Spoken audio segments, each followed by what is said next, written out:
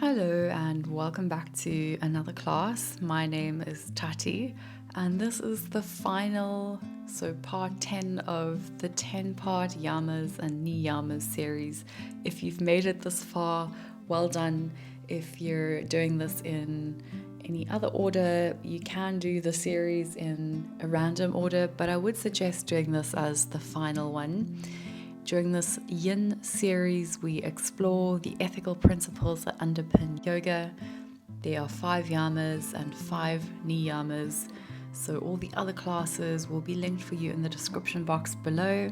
During these classes, I'll be sharing with you what each of these yamas and niyamas mean, how you can practice them off the mat in your daily life, and some journal prompts. If you haven't already subscribed, why not go ahead and click that subscribe button to join the community of yogis. So for today's class, I would recommend having quite a few props.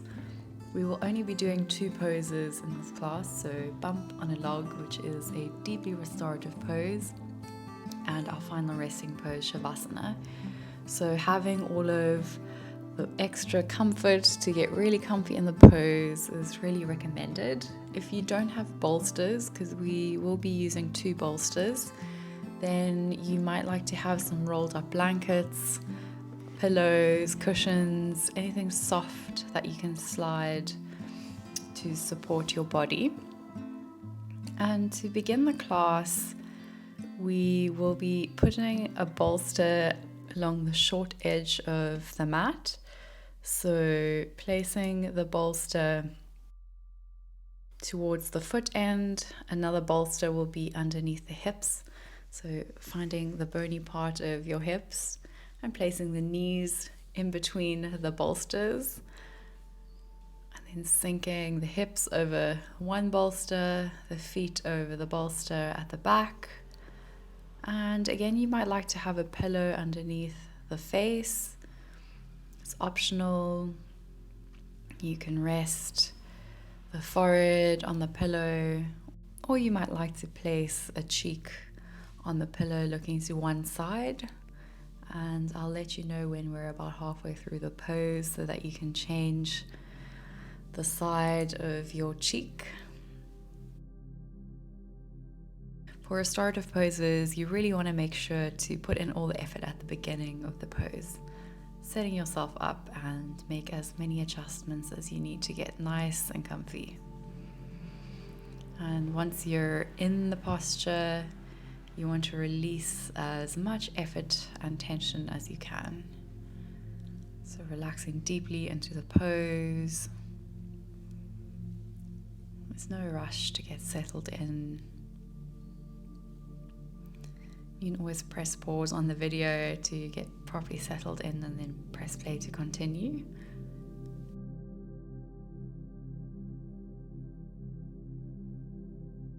And as an alternative, if bump on a log doesn't work for you today for whatever reason, you can always lie on your back and slide a bolster underneath your knees, or just lie in a shavasana, or maybe put your legs up against a wall. So finding an alternative if bump on a log doesn't work for you today. Arriving in your practice, feeling the sensation of the ground beneath your body.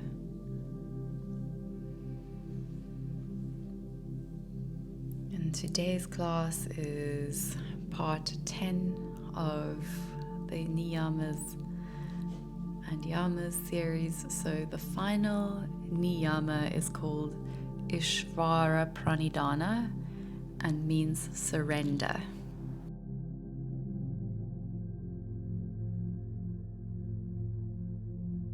And you'll see in this class we're only doing 2 poses, and our body is in a position of surrender.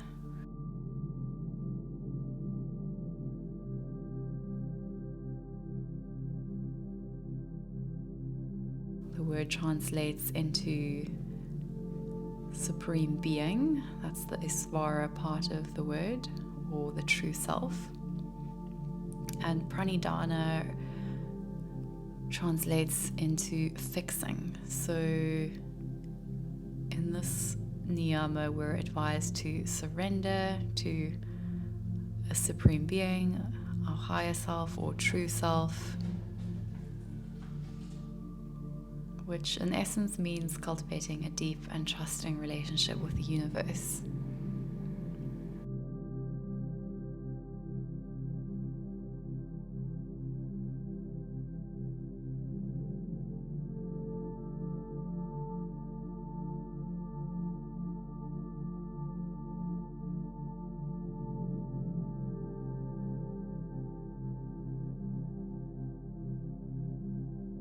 So Isvara Pranidhana, surrender or letting go, can either be interpreted as being really easy, so just simply letting go and devoting everything to a higher power, but it can also be interpreted as being actually really difficult because we are so inclined to control every action and its outcome.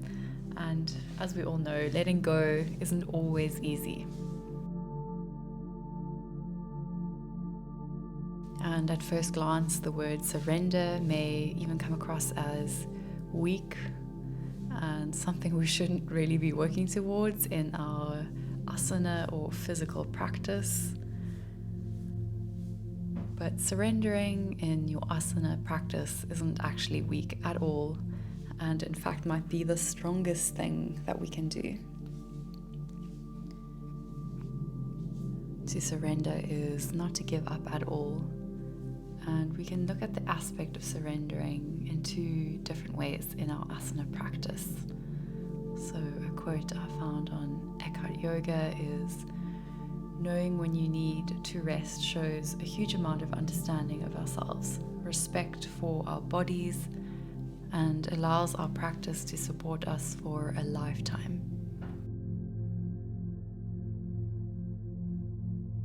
And this ability to surrender and rest and benefit from restorative poses can also tie in with the earlier yamas of ahimsa, so non-harm, and satya, truthfulness, where we don't push past our edge and instead we listen to our bodies, the signals it's giving us, and we act in love and kindness towards our body rather than harming our body and not listening, which is a form of being not truthful.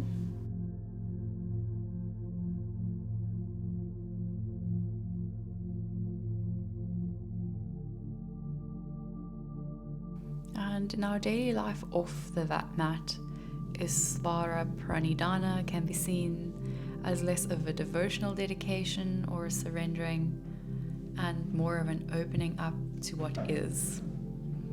So instead of fighting against all of life's ups and downs, we remain open to experiencing life as it unfolds.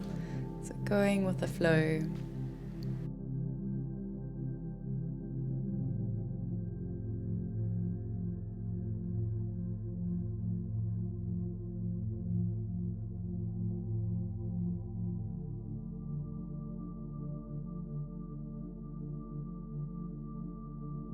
Remaining fixed and rigid in our conditioned habits and limitations, our patterns, can only lead to a limited life. And by surrendering, which is quite challenging because we have to transcend our ego, and the ego will do anything to hold onto control, but without all these worries, judgments, conditioning that we so hold onto, and the ego wouldn't be able to exist without, we can quieten our ego and surrender. Surrendering to what is requires trust in our intuition, our deepest self, our courage to express ourselves for who we are, as we are, with all our perfect imperfections.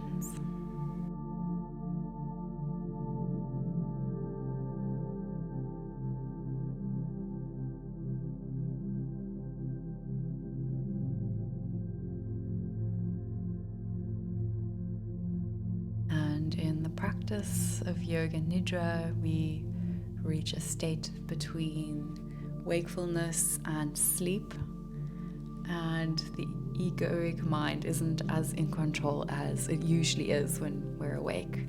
So I'd highly recommend that you explore Yoga Nidra if you haven't already.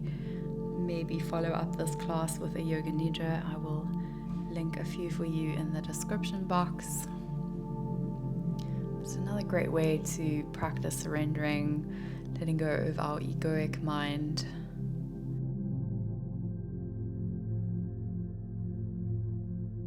And one way that we can practice Isvara Pranidhana off the mat and in our daily life is by watching your attitude and your response to the moment, noticing if you are fearful, trusting, judging, fighting, or annoyed, and also taking the time to notice if there is a pattern to your attitude.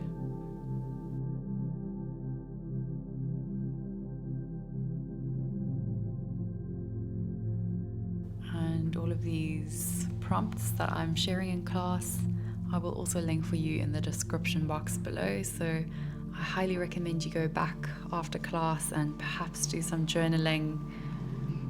In our previous class on self-study, it's also highlighted that through journaling or self-reflection, we can dive a bit deeper to study ourselves and identify certain attitudes and responses, thought patterns, ways of being.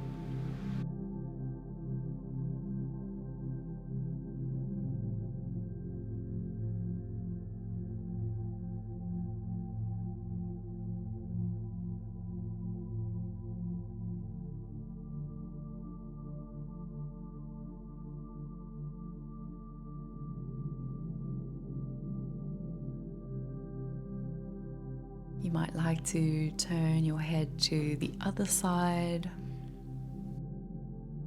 Always honor your body's wisdom. It's the best guide for the practice.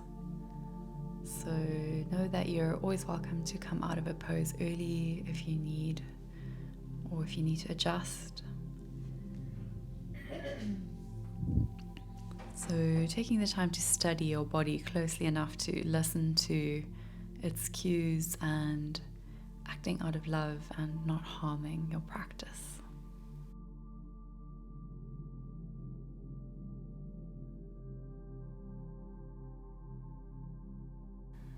Exhale effort with every breath out,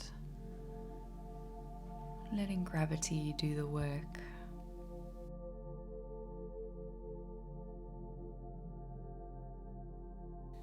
Trust in your inner wisdom and ability to let go exactly the right amount for you in this moment.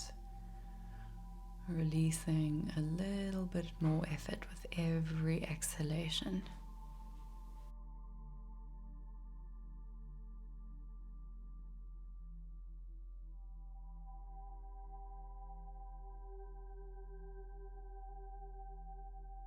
A second way that we might like to practice surrender in our daily life is by practicing to welcome each moment and throwing ourselves into the opportunity of what is being offered and asked of us. And when you find yourself shrinking away, trust that life is giving you a chance to step into a fuller and more skillful you.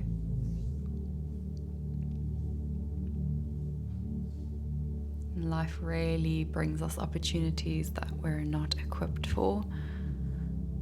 So trusting that life is giving you a chance to step into a fuller and more skillful you.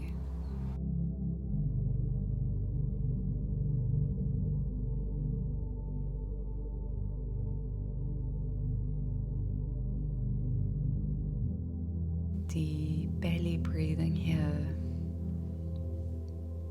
Release and surrender into the earth.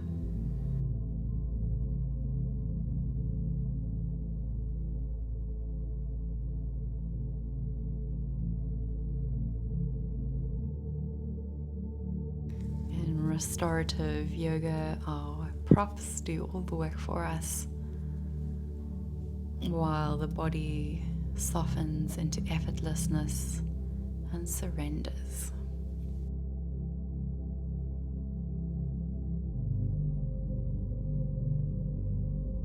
So release and surrender into the earth,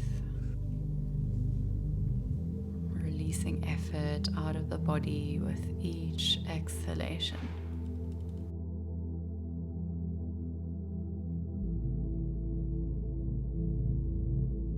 And a third way that you might like to practice surrender is to notice any tension that arises in your body when you need the moment to be your way. And then consciously choose to relax your body and shift your attitude to curiosity. Notice what happens when you do this. So very often when a moment unfolds in a way that is not the way that we envisioned it, our body naturally tenses up, and this is a natural process. But being aware of this and then having the tools to consciously choose to relax the body. You might like to do this through deep breathing or tapping or shaking. Those are all great ways to regulate the nervous system. Once you're able to dissipate some of that tension in the body, you can shift your attitude to curiosity, so exploring why you react to a situation in a certain way. And perhaps that might allow you to surrender a bit more.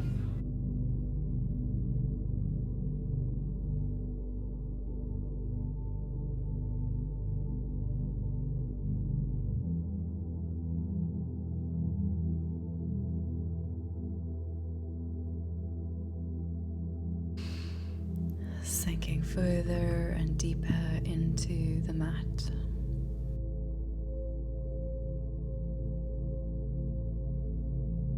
And this practice is a deliberate pause in your day to relax. Know that you deserve this time to relax.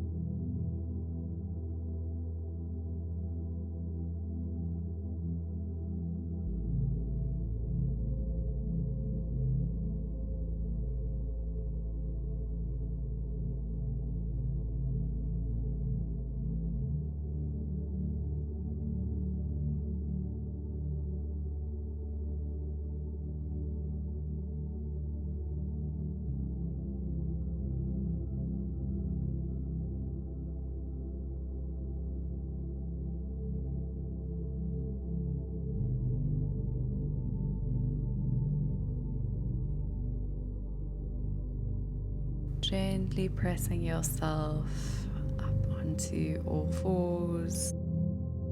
So you might like to take some gentle hip circles in one direction and the other direction. Slow to savor your relaxed state of being here.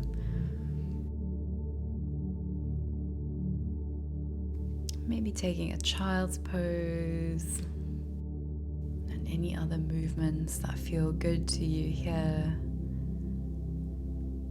before finding your way gently all the way onto your back. Again, taking the time to get as comfortable as possible in our final resting pose, Shavasana. We'll be doing quite a long final resting pose, so if you know that you might get cold, you might like to cover yourself with a blanket. Taking any final movements and wriggles before resting the arms away from the body with the palms facing up, legs stretching away from the body. maybe sliding a bolster under the knees if you need a bit of added support. Breathing deeply into the belly, stimulating your relaxation response in the central nervous system for the health and well-being of your whole being.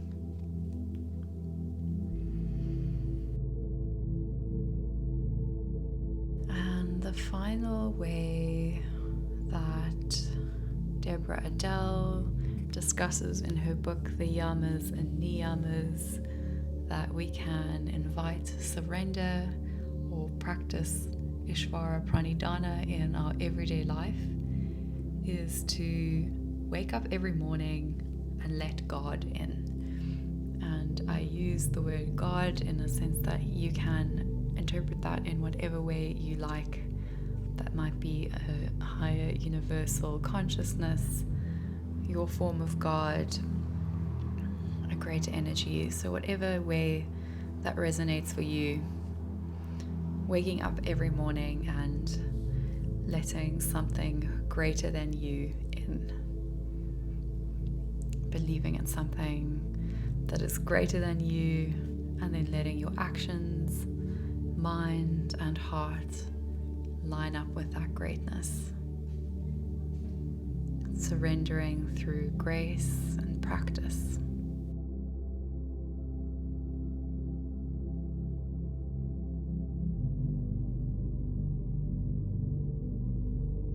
So in most translation of this niyama, we're advised to surrender to a higher self or supreme being or God, which in essence means cultivating a deep and trusting relationship with the universe and making each action an offering to something bigger than us.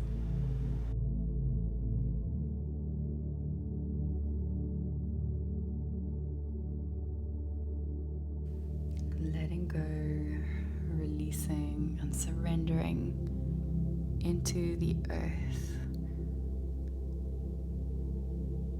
Soften and release with every exhalation. Give yourself the permission to let go and be held here.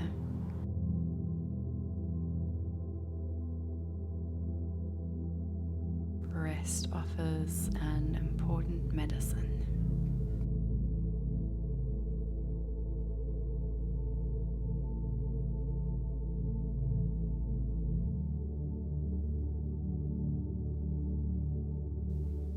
Resting here for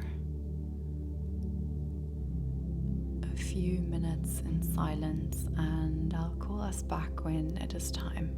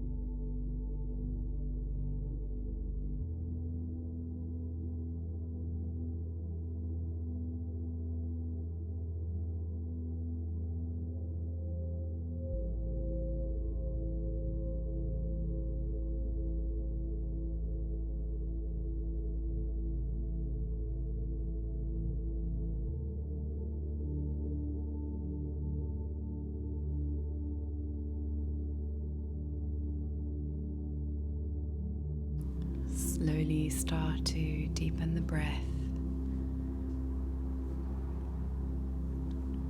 Notice the room around you. Sensing the shape and volume of the body. Feeling the sensation of the body making contact with the earth.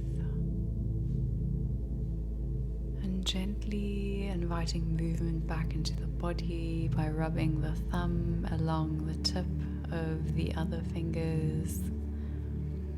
Wriggling the toes, circling out the wrists and the ankles, stretching the arms up and overhead, finding length in the body, and hugging the knees into the chest, giving yourself a loving embrace, rocking gently from side to side on your lower back.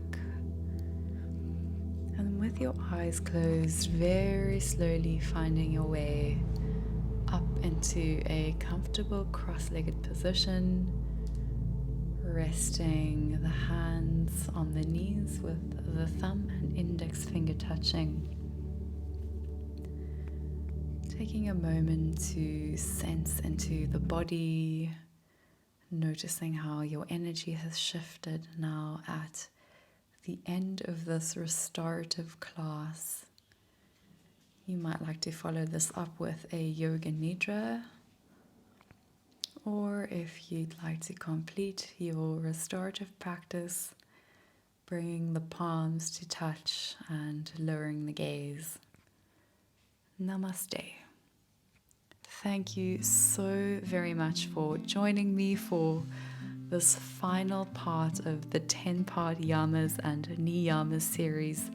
I've hugely enjoyed guiding you through all of the different classes. If you've made it this far, thank you so much for joining. I really would love to hear in the comments how you enjoyed it, what you took away from the series.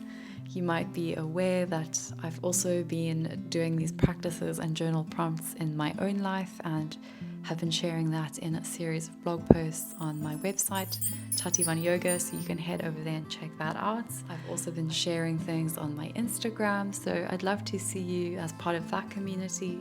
And I would just, in general, just love to hear how the whole series went for you. What did you enjoy? Do you like yin yoga? What was surprising for you? There's so many great resources to learn more about the ethical principles that underpin yoga. I really could go on and on and on about how helpful it's been to have a bit of a ethical compass for my own life.